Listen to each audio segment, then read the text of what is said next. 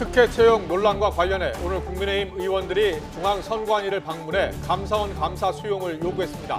더불어민주당은 혁신위원장 인선 실패와 관련한 이재명 대표 책임론이 터져나오며 내용이 깊어지고 있습니다.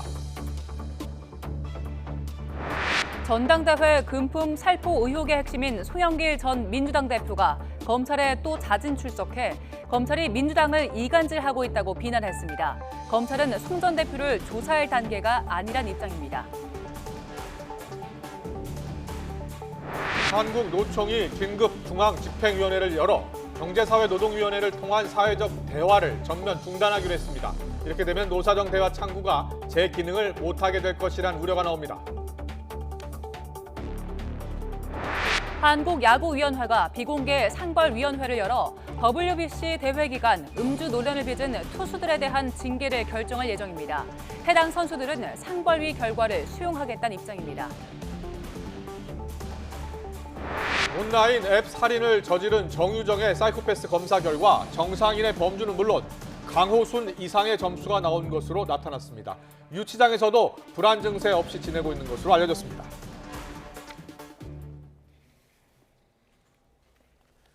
더 뉴스 이어가겠습니다. 법원이 이태원 참사 부실 대응으로 구속 기소된 박희영 서울 용산구청장과 당시 용산구청 재난안전과장의 보석을 허가했습니다. 유가족들은 박 구청장이 불구속 상태로 재판을 받으면 증거를 없앨 우려가 있다면서 강하게 반발하고 있습니다. 취재 기자 연결합니다. 안동준 기자. 네, 사회부입니다. 네, 박희영 구청장이 보석을 청구했던 게 언제였습니까? 네, 박희영 서울 용산구청장이 법원에 보석 청구서를 제출한 건 지난달 10일이었는데요. 서울 서부지방법원은 약 한 달 만인 오늘 박희영 용산구청장과 최모 전 용산구 재난안전과장의 보석을 허가했습니다. 재판부는 서약서 제출과 주거지 제한, 보증금 납입 등을 보석에 대한 조건으로 내걸었습니다. 이에 따라 서울 남부구치소에 수감된 박희영 구청장과 최 전 과장은 잠시 뒤 석방될 예정입니다. 오늘 특별법 제정을 요구하며 국회에서 기자회견을 벌였던 이태원 참사 유가족 측은 회견이 끝난 뒤 서울 남부구치소를 항의 방문했습니다. 이들은 박 구청장이 불구속 상태로 재판을 받게 되면 증거를 없앨 우려가 있다며 강하게 반발했습니다. 트라우마가 심해서 자기의 심리적 상태가 그래서 보석 신청한다잖아요. 예. 트라우마로 치면 절만 하겠어요. 자기가 한 잘못을 비해서 반성 없이 그렇게 돈으로 모든 잘못을 때우려고 하는 거는 있을 수도 없고 화가 납니다. 네, 박 구청장 외에도 보석을 청구한 피고인이 또 있네요. 네, 박성민 전 서울경찰청 정보부장과 김진호 전 서울 용산경찰서 정보과장입니다. 이들은 경찰 정보보고서를 삭제하라고 지시한 혐의 등으로 구속돼 재판에 넘겨졌는데요. 지난 1일 법원에 보석을 청구했는데 신문기일은 아직 잡히지 않았습니다. 이태원 참사 책임자들에 대한 재판 과정이 길어지면서 구속된 피고인들에 대한 구속 만기일도 다가오고 있는데요. 대부분 다음 달 중순 정도에는 구속기한이 만료됩니다. 1심에서 구속될 수 있는 기간이 최장 6개월인데 이임재 전 서울 용산경찰서장 등 경찰과 구청 관계자들은 모두 지난 1월 중순쯤 기소됐기 때문입니다. 이에 따라 경찰 간부들까지 보석으로 풀려날 경우 이태원 참사 주요 피고인들이 불구속 상태로 재판을 받을 수도 있습니다. 지금까지 사회부에서 YTN 안동준입니다. 일본 후쿠시마 원전 오염수 방류가 코앞으로 다가오면서 국민들의 관심이 점차 높아지고 있습니다. 그런데 후쿠시마 원전 앞바다의 생선에서 기준치를 크게 웃도는 방사성 물질 검사 결과가 나와서 일본에서부터도 논란이 벌어지고 있습니다. 화면 보시겠습니다. 후쿠시마 원전 관리를 맡고 있는 도쿄전력은 지난 5일 원전 인근 바다에서 잡힌 어류의 방사성 물질 수치를 발표했습니다. 이번에 잡힌 물고기는 우럭이었습니다. 검사 결과 방사성 세슘이 18,100베크럴에 달하는 것으로 나타났는데요. 현재 일본 식품위생법에서는 기준치로 1kg당 100베크럴을 제시하고 있습니다. 100베크럴을 제시하고 있습니다. 180배에 달하는 수치입니다.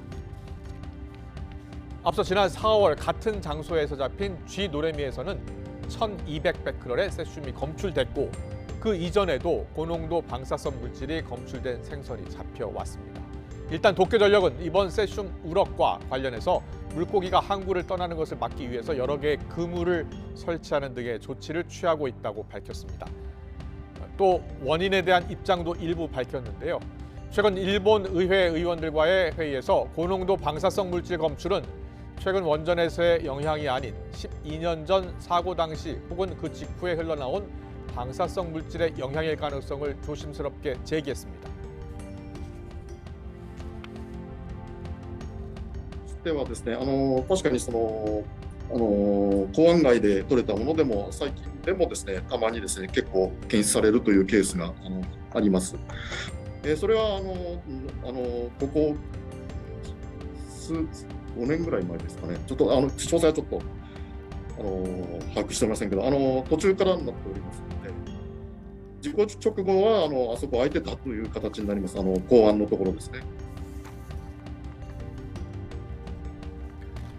우럭뿐 아니라 최근 후쿠시마 원전 내부 영상이 공개되면서 내부 균열과 지하수의 오염 가능성에 대한 논란도 이어지고 있는데요. 이래저래 이웃나라인 우리 국민의 우려가 커질 수밖에 없는 상황입니다. 조계종이 일본의 후쿠시마 오염수 방류 계획에 대해 윤석열 정부가 명확한 반대 의사를 밝혀야 한다고 촉구했습니다.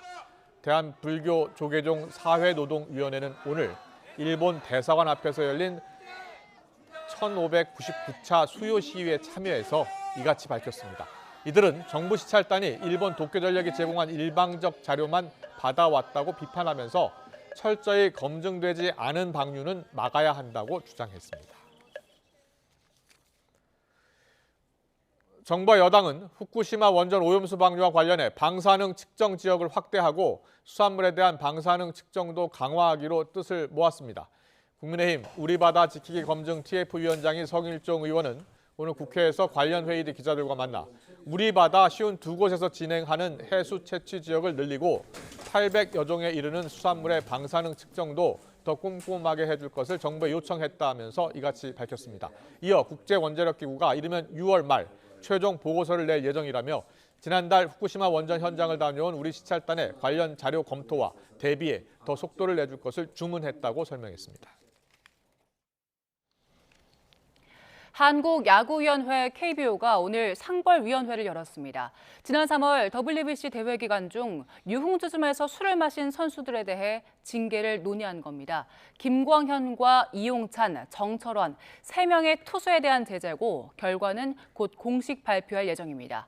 취재 기자 연결합니다. 김상익 기자. 네, 김상익입니다. 네, 제재 내용은 아직 발표가 안 된 겁니까? 네, 그렇습니다. KBO는 오늘 오전 11시 상벌위원 5명 중 4명이 참석한 가운데 상벌위를 열고 WBC 음주 논란을 일으킨 선수 3명에 대한 제재를 논의했습니다. 회의는 이미 12시 조금 넘은 시간에 종료됐는데요. 공식 발표 전 허구현 총재의 마지막 결재를 기다리는 시간이 지금 길어지고 있습니다. 제재 대상 선수는 SSG의 김광현, NC의 이용찬, 두산 정철원 투수 이렇게 3명입니다.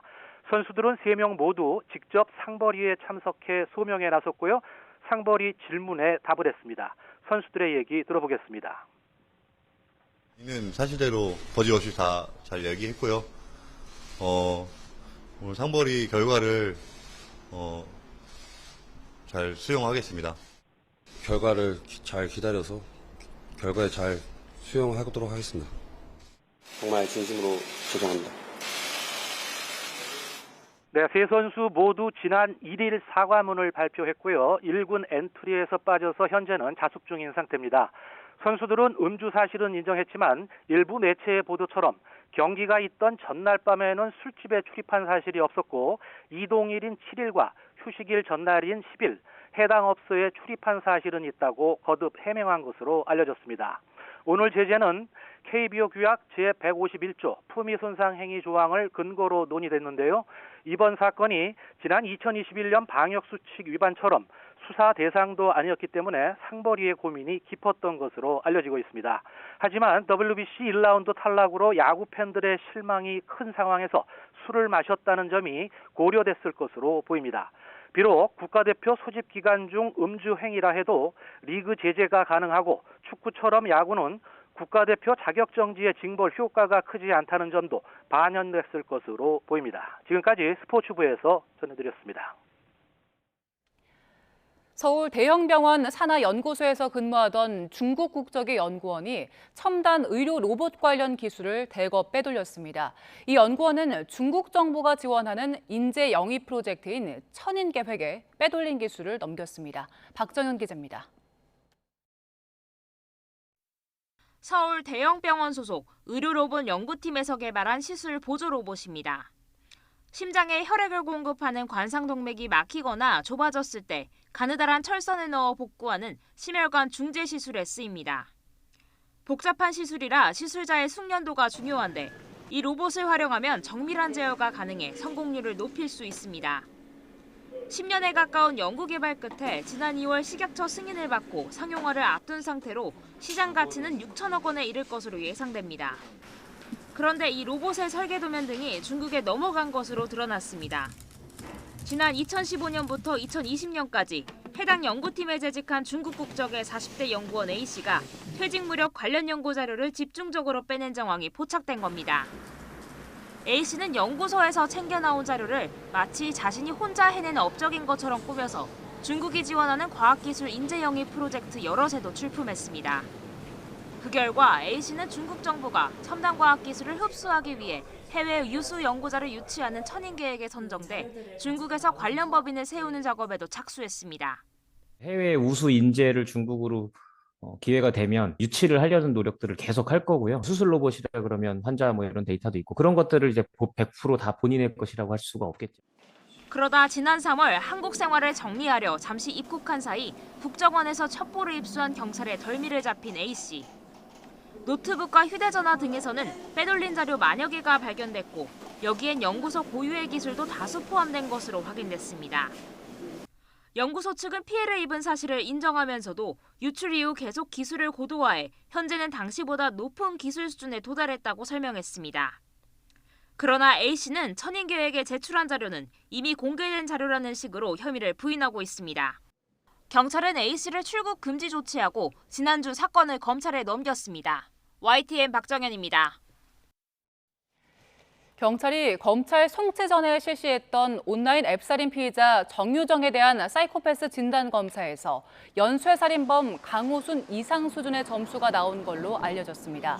경찰 관계자는 일반인보다 점수가 높게 나온 건 사실이지만 사이코패스에 해당하는지에 대해선 알려줄 수 없다고 말했습니다. 사이코패스 진단 검사는 모두 20개 문항에 40점 만점으로 진행하고 일반인은 점수가 15점 안팎으로 나오는 걸로 알려졌습니다. 사이코패스 검사에서 연쇄살인범 강호수는 27점이 나왔고 유영철은 38점, 조두수는 29점, 어금니 아빠 살인 사건의 이영학은 25점이 나왔습니다. 부산경찰청은 사이코패스 검사 결과를 내일이나 모레 검찰에 보낼 예정이라고 밝혔습니다.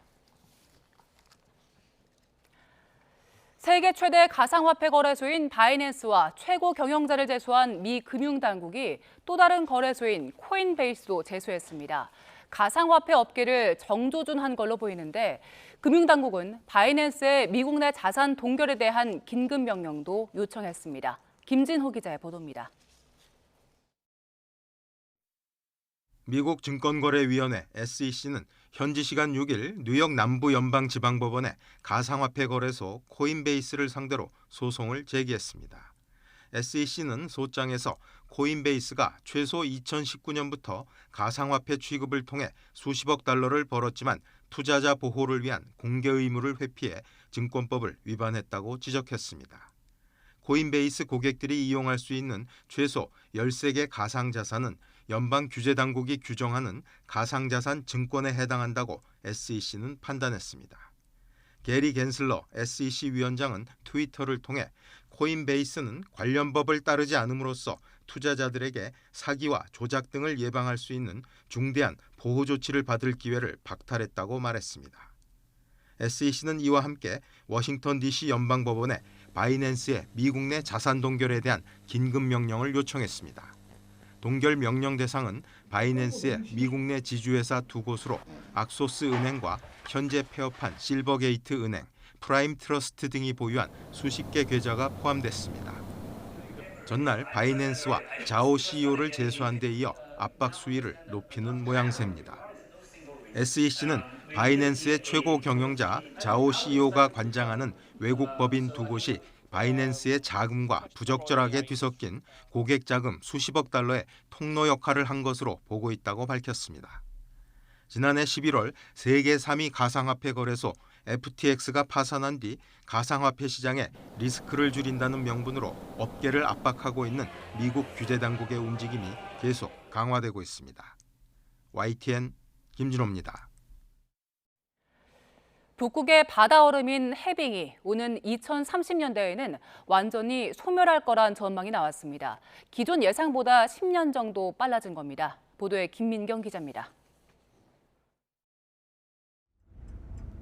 북극 바다 위에 떠 있는 얼음, 해빙입니다.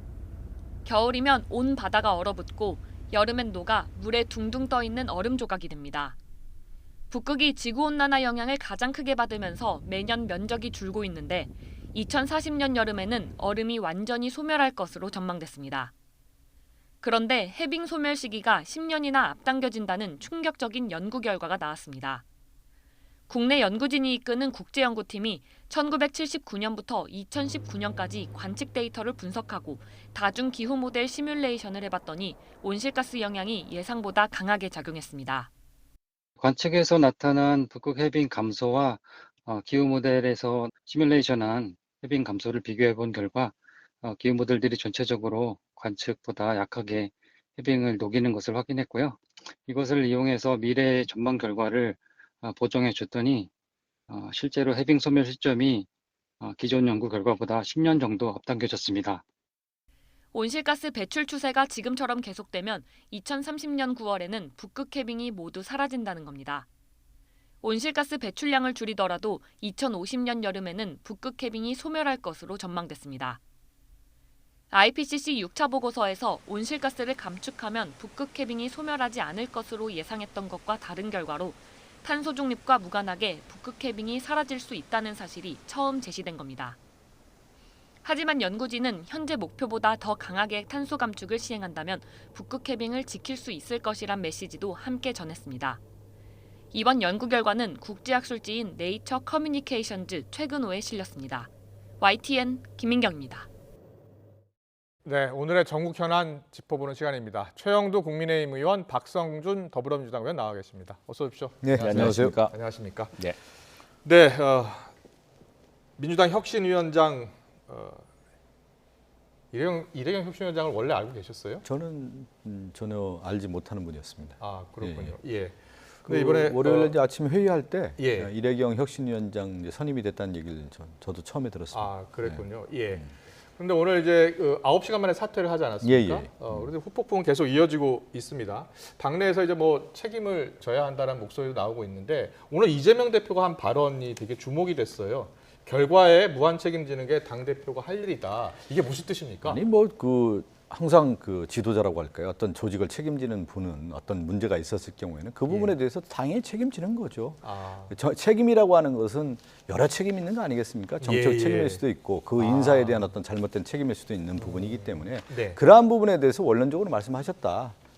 지금 표현이군요. 또 한편으로는 이렇게 봐야 되겠죠. 지금 언론이 됐던 당내에서 여러 어떤 질타의 목소리도 이재명 당대표가 감내해야 될 책임 아니겠습니까? 그런 차원도 좀 받아들여도 될 것 같습니다. 네. 오전에 이제 권치승 대변인이 오전에 잠깐만 무한 책임이라고 하니까 무슨 엄청난 이렇게 확대 해석할 가능성도 있는데 당대표라고 하는 직은 당직이라고 하는 것 자체가 그만큼 책임이 무겁다. 그런 차원으로 받아들여야 되는 것이죠. 그렇군요. 근데 기자들이 이제 워낙 말을 아끼는 분이어서 무한 책임이라는 단어를 사용해서 기자들이 계속 물었던 것 같아요.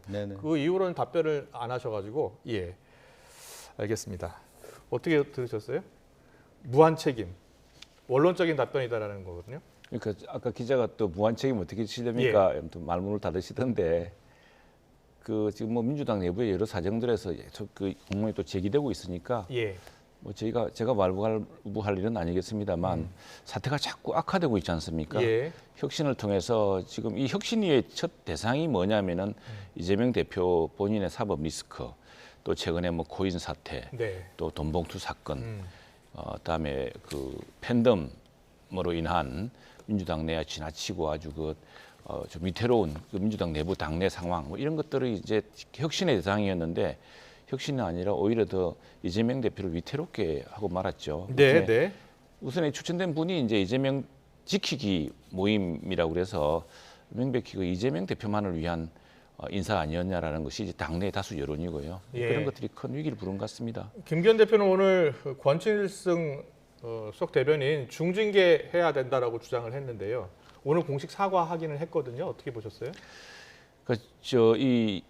누구죠? 이경래 이사장 예. 이분이 이래경 이사장 이분이 이제 그 친명, 그러니까 이재명 지키기 모임, 이재명 대표가 경기도지사일 때 항소심에서 네. 유죄를 선고받았습니다. 그렇기 때문에 이제 대통령 후보 될 수 없는 그런 상황이었는데 그때 이제 이재명 지키기를 해가지고 명백한 이재명 대표의 사람이다라는 이런 걸 받았습니다만 네. 그건 당내 논란거리라 하더라도 더 큰 문제는 이런 이래경 이사장의 인식, 만일 인식이 민주당 내에서 일반적으로 받아들일 수 있는 그런 인식이라면 굉장한 문제라고 생각합니다. 이것이야말로 민주당 위기의 본질이라고 생각합니다. 그래서 민주당 입장은 나왔죠. 공식 입장은요? 잠깐 듣고 갈게요.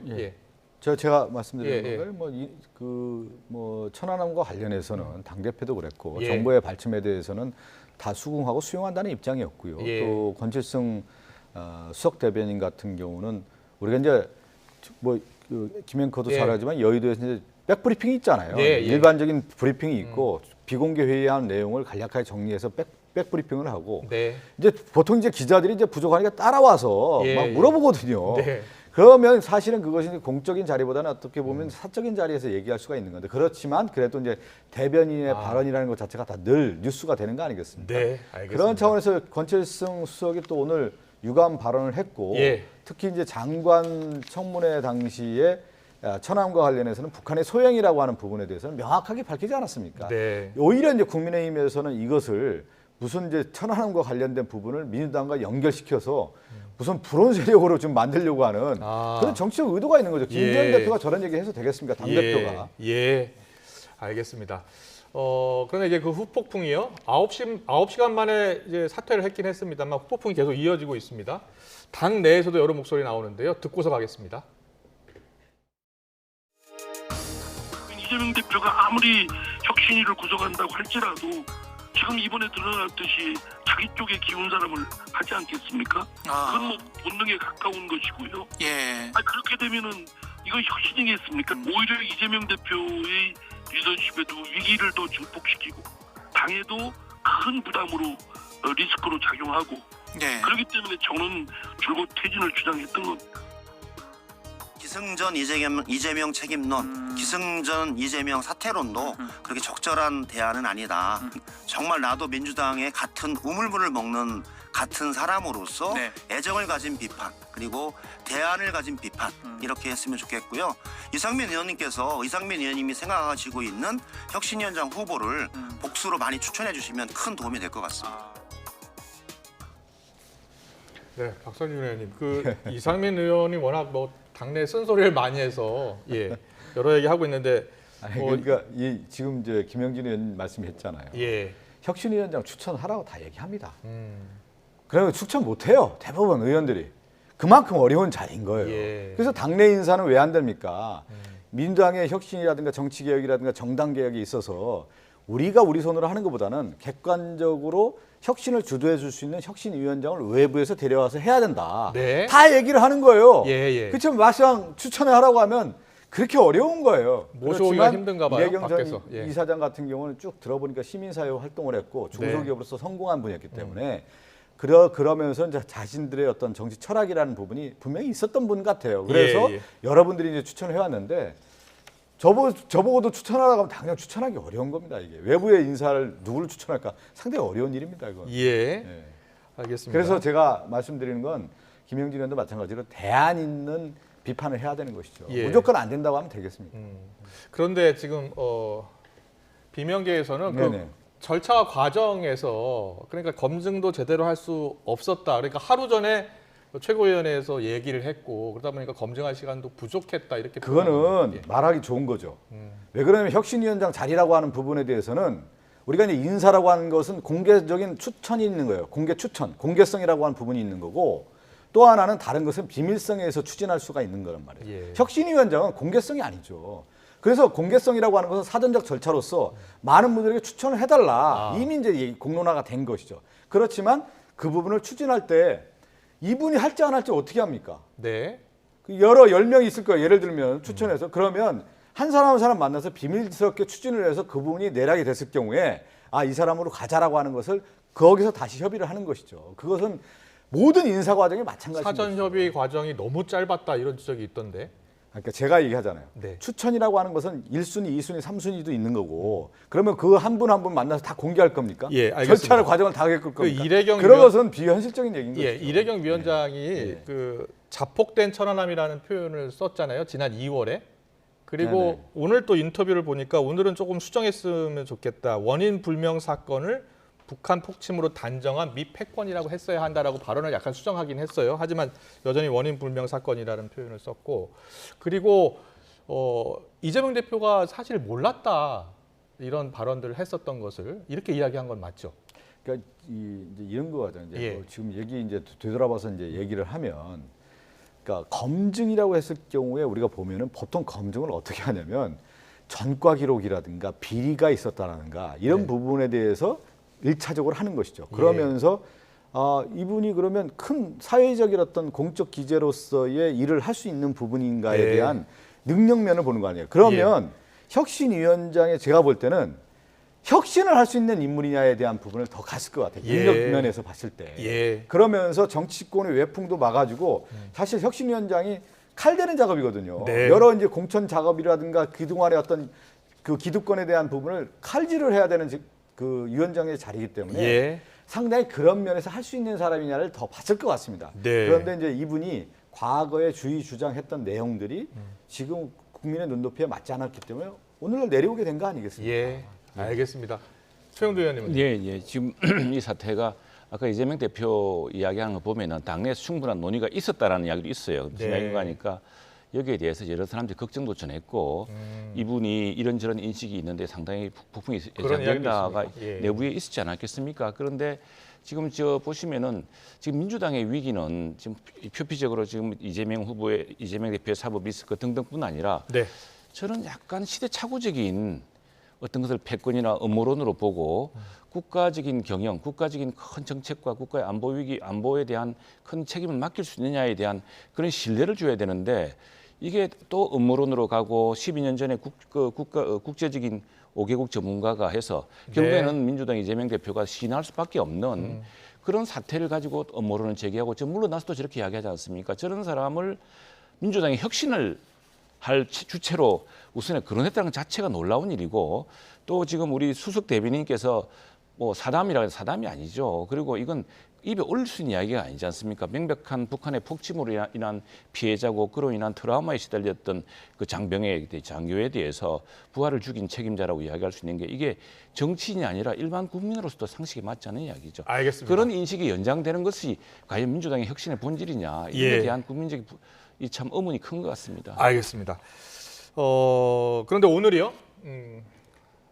재작년 더불어민주당 전당대 돈봉투 의혹 핵심 인물이죠. 송영길 전 대표가 검찰에 또 자진 출석했습니다. 한 달 만이잖아요. 한 달 만에 자진 출석한 이유를 뭐라고 했죠? 아니 저도 이제 그 언론을 통해서 봤고요. 송영길 전 대표가 검찰에 출석하면서 그런 얘기를 했더군요. 보니까 프랑스에서 사실 이제 교수로 가서 국제 정치라든가 프랑스에 관련해서 한국 정치를 강의를 하고 있는 상황에서 이 문제가 이제 그 녹취록을 통해서 불거지지 않았습니까? 언론 보도하면서 그러면서 사실 이제 검찰에서 상당하게 피의 사실을 공표를 한 거예요. 어떻게 보면. 그래서 수사가 뭐 엄청나게 진행된 것처럼 나와서 그 송지원 대표가 바로 귀국하지 않았습니까? 그러면 검찰에서 바로 불러서 관련된 당사자라고 하면 조사를 해야 되는 건데 수사도 하나도 안 해놓고 일단 송영길 전 대표 불러놓고 그 가장 송영길 대표가 중심 인물이라고 하는데 전혀 검찰에 조사하지 않는다는 것은 맞지 않는 거 아니냐 이렇게 문제 제기하는 걸 저도 언론을 통해서 봤습니다. 알겠습니다. 송영길 전 대표가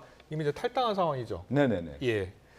검찰은 이제 아직 부를 단계는 아니다 이런 입장인 것 같아요. 그렇습니다. 오늘 예. 송영길 전 대표 자진 출석은 어떻게 보세요? 그러니까 지금 송영길 대표를 국내로 부른 것은 검찰이 아닙니다. 예, 검찰 수사가 거기까지 진행된 것도 아니고 그것이 누구죠? 뭐 사무부총장인가 누구의 녹취록에서 나와가지고 네. 검찰로서도 덮을 수 없는 상황이 된 거 아니겠습니까? 검찰이 부른 것은 아니라고요? 아니죠, 예. 아니죠. 그래서 당시에 송영길 대표도 이게 뭐 자기는 계속 프랑스에 할 일이 많다고 남아있겠다는 것을 민주당하고 국민 여론이 불렀죠. 와서 해명하라고. 그래서 예, 차례차례 이제 해명하면 될 일이고, 다음에 이 사안은 사실은 억울하면은 이 재판 과정이라든가 또 네. 기소 과정 또는 검찰 조사 과정에서 다 소명할 일 있지 않겠습니까? 우선 네. 이게 지금 정치인의 주장이라고 만일 우리 당내에서 이런 일이 있다 생각해 보십시오. 민주당이 가만히 두겠습니까?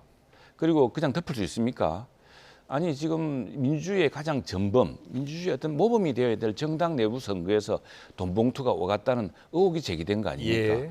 그렇다면 이 의혹을 이 계기에 빨리 풀고 또 그걸 반정을 하고 이렇게 해야 될 문제지, 이걸 가지고 정치적 음모론이라 그러고 검찰 수사에 아직까지 그 피의 사실도 확정되지 않은 상태인데 본인이 나와서 자수하겠다고 압박하면 그게 말이 되는 소리입니까? 네, 알겠습니다. 송영길 전 대표 검찰 자진 출석 이야기까지 해봤고요.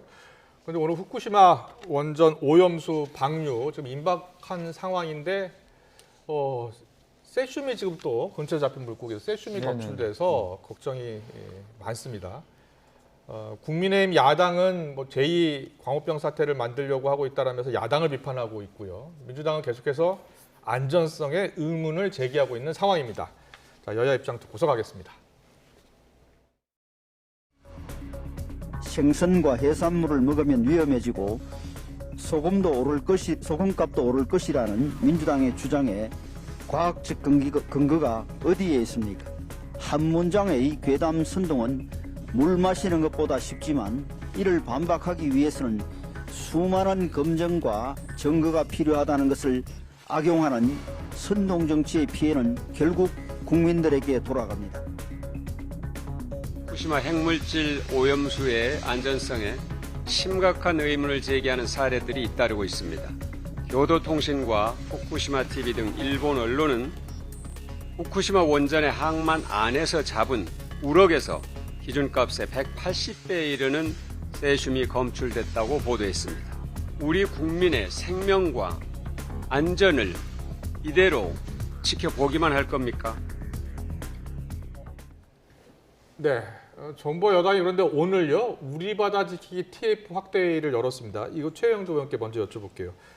이게 후쿠시마 원전 근처에서 잡은 이 우럭에서 세슘이 나왔는데 많이 나왔어요. 기준치의 180배 이르는 세슘이 검출됐습니다. 이거 어떻게 봐야 되는 겁니까? 제가 이제 바로 바닷가 출신이고 네. 또 우리 어시장과 수산업이 굉장히 큰 영향을 미치는 지역 출신 아니겠습니까? 예. 마산 출신인데 저는 이렇게 이야기합니다. 우리 어민들만큼이나 일본 어민들도 큰 이해관계를 갖고 있습니다. 예. 그래서 저는 오히려 보듯이 일본 사회라든가 일본이 이런 문제를 덮을 수 있는 나라가 아닙니다. 지금 나는 오히려 이것이 일본의 교도통신이라든가 뭐 후쿠시마 TV가 이렇게 제기할 수 있다는 것, 그것들이 일본 내부의 걱정과 일본 내부의 검증 체계가 작동하고 있다고 보는 것이고요. 네. 지금 우리가 지금 이야기하고 있는 것은 뭐냐면은 자, 지금 일부에서는 그냥 선동하기 바쁩니다. 그냥 뭐 이미 흘러 들어온 것처럼.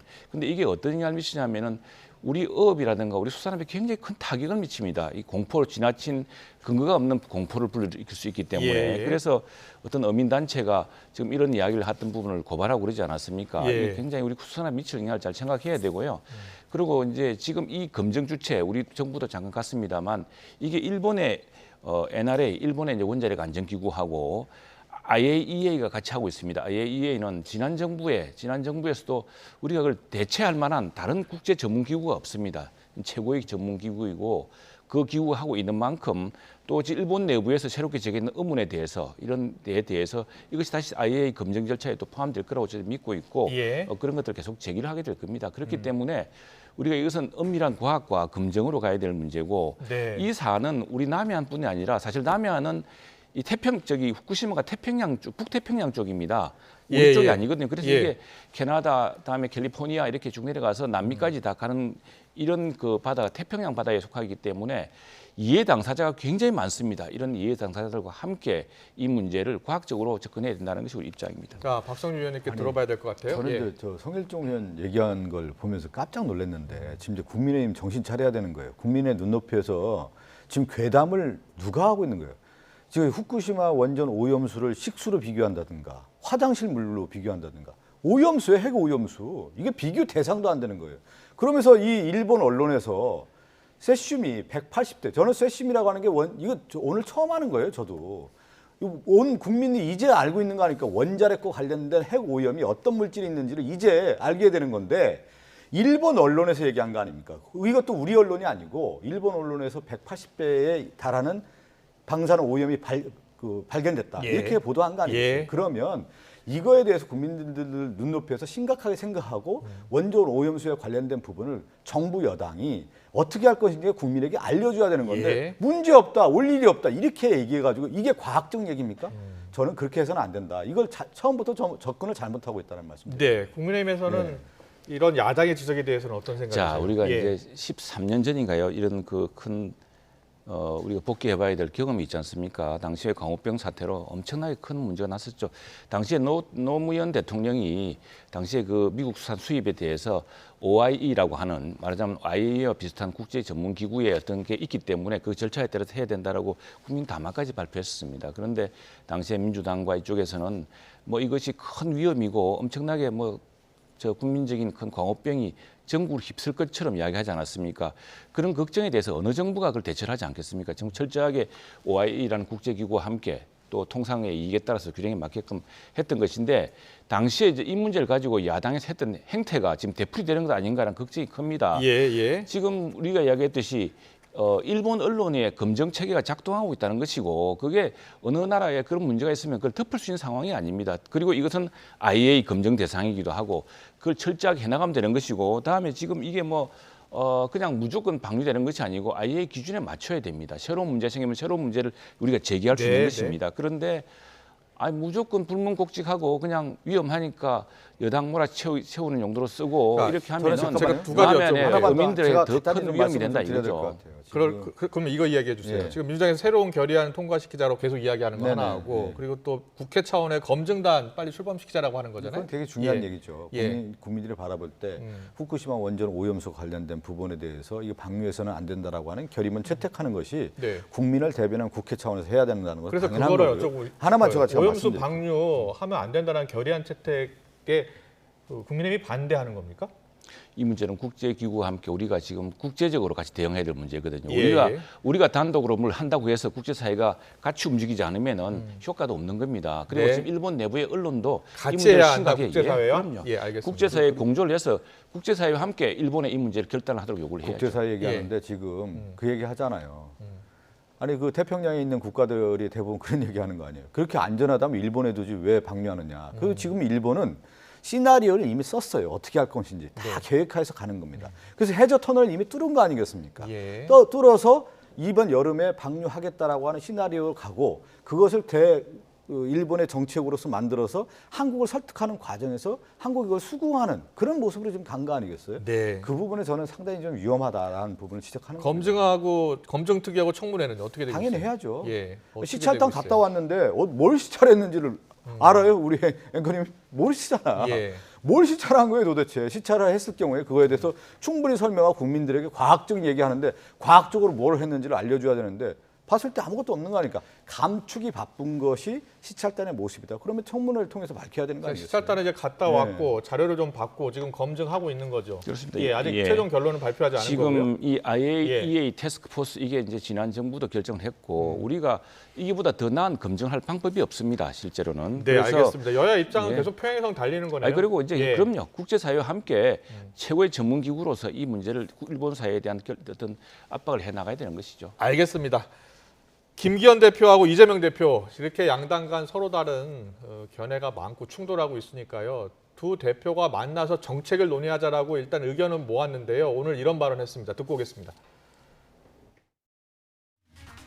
만나는 모양새 노력하는 척하는 이런 그림을 보여주겠다는 것에 대해서는 동의하기 어렵습니다. 자꾸 형식을 따지고 TV 토론 얘기를 하고 있는데 뭐 저는 TV 토론도 좋고 다 좋습니다. 그런데 그 문제를 가지고 지금 몇 주가 지나고 있습니다. 저는 국회 로텐더홀에 의자 하나 놓고 책상 하나 놓고 그냥 만인이 보는 가운데서 허심탄회하게 대화하기를 바랍니다. 대화는 논쟁하는 자리가 아닙니다. 여당 야당 대표가 만나서 국정 현안을 아주 긴밀하게 이야기 나누는 그런 협상의 자리가 대화의 자리인 것이지 토론하는 자리가 협상하거나 대화하는 자리는 아닙니다. 그러니까 당 대표는 토론도 하고 토론을 하자 하시니까 얼마나 좋습니다. 토론도 하는데 여야 사이의 국정 현안을 협의하기 위한 별도의 대화 자리가 필요하다고 말씀드리는데 자꾸 대화 안 하고 논쟁만 하자니까 답답한 노릇 아니겠습니까? 네, 맨 처음에 식사 같이 하자, 정책 대화하자, TV 토론하자, 뭐 로텐돌에서도 만나자고 두 대표가 이야기를 하는데 지금 만나는 시간이 계속 길어지고 있습니다. 언제쯤 만날 수 있는 겁니까? 빨리 만나야죠. 그리고 예. 만나서 지금 여야가 팽팽하게 지금은 이제 더구나 야당의 혁신위에 천안함 계단까지 등장하지 않았습니까? 네. 이렇게 국민을 분열시키는 정치를 해서는 안 되고 이제 만나서 대화로 우리가 굉장히 여러 가지로 위태롭지 않습니까? 민생도 어렵고. 네. 그래서 이제 당 대표끼리 정말 통합의 정치 그리고 협치를 보여주셔야죠. 네, 알겠습니다. 박성민 대변인. 저 김기현 대표 그냥 허심탄회하게 나와서 대화하세요. 뭘 이렇게 어려워요. 네. 때와 장소, 형식을 가리지 않겠다라는 게 이재명 당대표의 입장 아닙니까? 예. 언제 좋다. 다음이라도 바로 하자. 내일이라도 하고. 장소? 롯데온도 홀이 좋든 TV토론 YTN도 좋든 어째 형식, 내용? 아무 상관없다. 네. 근데 지금 김기현 대표 TV토론 하자 지금 말이 바뀌고 있잖아요. 그것은 김기현 대표가 나와서 국민들을 네. 위해서 무엇을 할 것인지를 콘텐츠를 가지고 얘기나 하면 되는 겁니다. 네. 무슨 소리가 필요합니까? 서로 좀 보면서 마주 보면서 반드시 여러 정책들에 대해서 허심탄회하게 토론하는 모습 보고 싶습니다. 오늘 정치권 이슈 여기까지 듣겠습니다. 최영두 국민의힘 의원, 박성준 민주당 의원과 함께했습니다. 잘 들었습니다. 고맙습니다. 네, 감사합니다.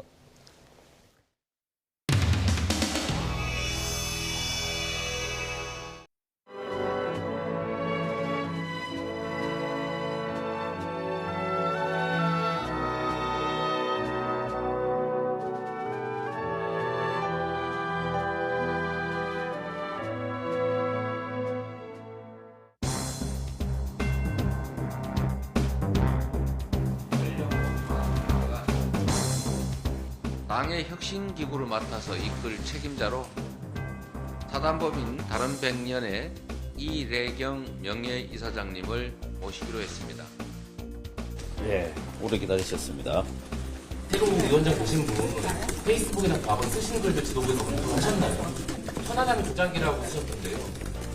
내용을 전체 다는 알지 못하고 있습니다. 뭐 자유인으로서 자유롭게 본인의 그 정치적 의사를 표현했던 것 아닌가 그렇게 생각합니다. 아니 퇴진운동도 그 시민이 개인의 자유로운 의사 표현의 방식이 있는 건데 그거를 장고 끝에 악수라더니 고작 이런 문제 인물에게 제1야당의 미래를 맡기겠다고 3주 가까이나 시간을 끌었던 것입니다. 천안함 유가족 가슴에 상처를 준 이 이사장의 임명을 즉각 처리하십시오. 천안함 전 함장이셨던 분이 내일 현충일인데 그 전까지 좀 장으로서 정치장 듣고 싶다. 네, 뭐 그런 이야기가 있었다는 것도 알고 있습니다. 대표님은 이에 대해서 언급이 없으셨던 거예요? 대표님은 오늘 뭐 들으셨습니다. 그 점까지는 저희가 정확한 내용을 몰랐던 것 같네요. 글쎄, 뭐 천안함 사건에 대한 정부의 발표는 공식적 발표고, 저는 그 발표를 신뢰합니다.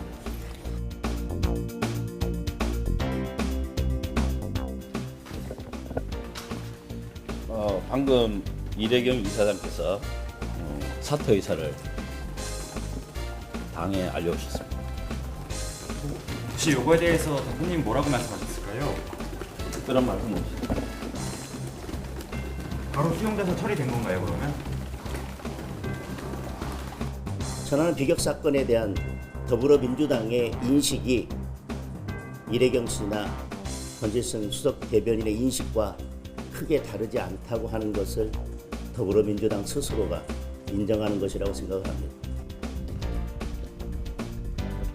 아무 말도 안 할래. 안 해. 아무 말도 안 해. 안 해. 진짜 너 이래경 관련해서 너. 근데 이래경 이사분 아니 대표님 나오실 텐데. 언제쯤 사의 방향을 좀 전할 거죠? 아 날씨가 벌써 어두워지라. 오늘 회의 중에 최종 입장 확인하신 건가요? 오늘 서울 등 수도권 지역은 하늘에 구름 가득 끼면서 기온이 크게 오르지 못하고 있습니다. 현재 서울 기온은 24.1도로 예년보다 3도가량 낮은데요. 하지만 그 밖에 내륙과 동해안 지역은 경주가 28.9도, 강릉은 29.4도 등 예년보다 더운 날씨가 이어지고 있습니다. 낮더위 속 오늘도 경기 북부와 영서 중북부에는 저녁까지 유란한 소나기가 쏟아질 수 있으니까요. 우산 챙겨 다니시기 바랍니다.